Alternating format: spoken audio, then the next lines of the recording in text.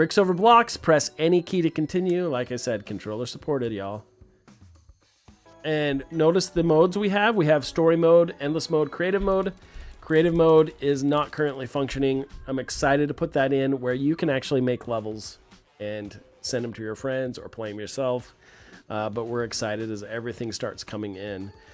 Story mode, if we look at that, we're going to work on some new updates that actually show the different levels. And some progression with how that works. Right now it's levels 1 through 20, which goes through the city and cave mode, and then one level in the forest mode.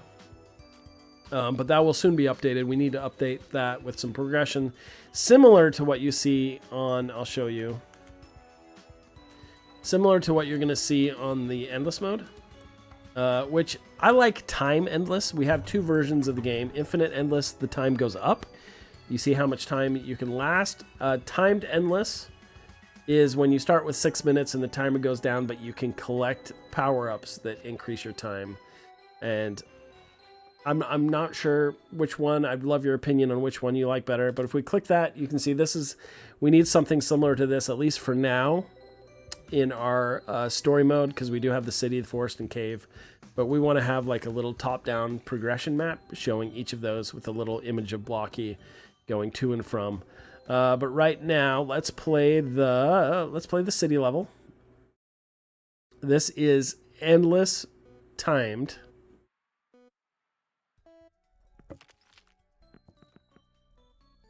We do have some new visuals coming in soon for the ball as well, because I'm going to show you these multiple balls that shoot out.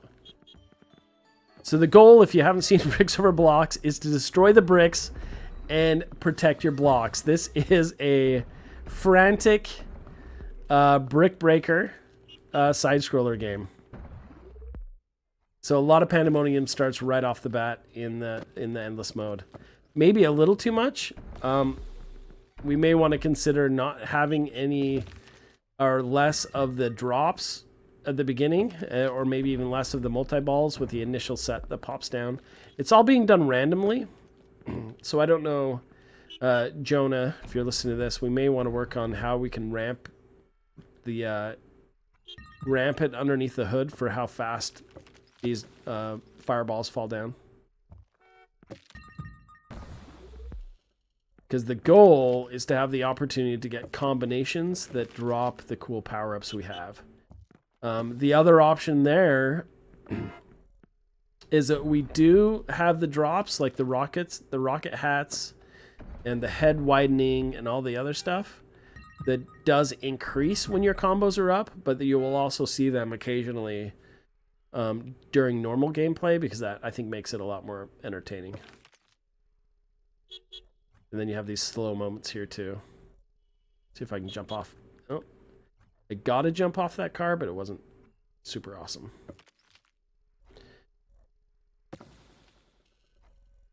Go. So right now we have 4 minutes and 10 seconds left. I do think as we tune it, one of the things we've got to decide is how often, like, the additional time capsules pop down, how we can make that all skill-based. So right now, see that? I lost my combo now because one of my blocks broke, which is awesome. Okay, so one of the things, it used to pause it and everything kept going. I wonder if it still does that.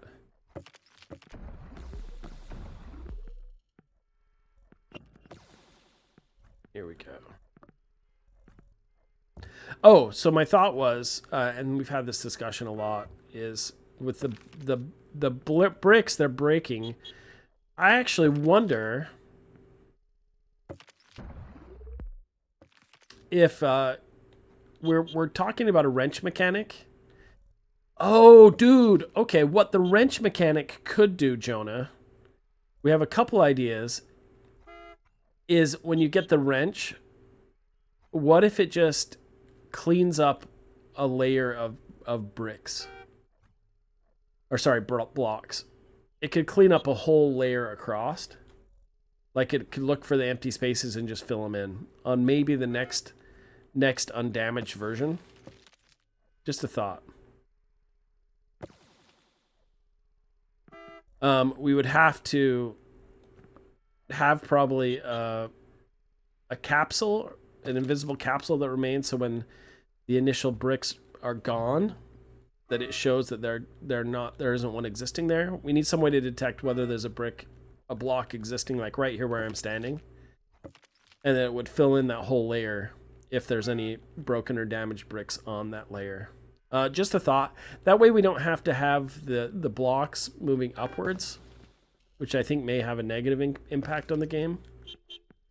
But some stuff to play with for how those could work without having to introduce like a whole bunch of new button presses and stuff for the player.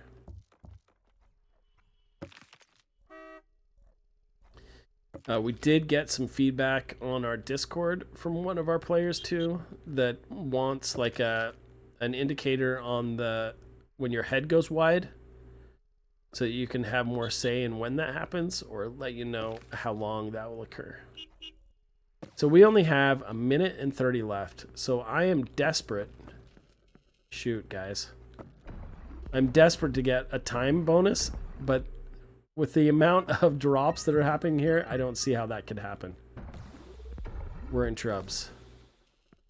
We're in trubs. Another thing I talked about before, something to think about. What if you only lose your combo if the main ball hits the bricks? I don't know, just something to think about. 50 seconds. So we've got to keep my combos going so I can potentially get...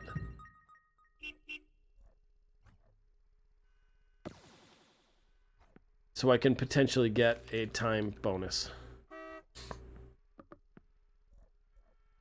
Because I'm about to lose, and that makes me sad. Okay, so I'm keeping my bonuses up. This is great. How do I get these two? Got it. Got it! Okay. Keep those bonuses going. 135. 12 seconds remaining. Come on, send me down a clock. 3 seconds, guys.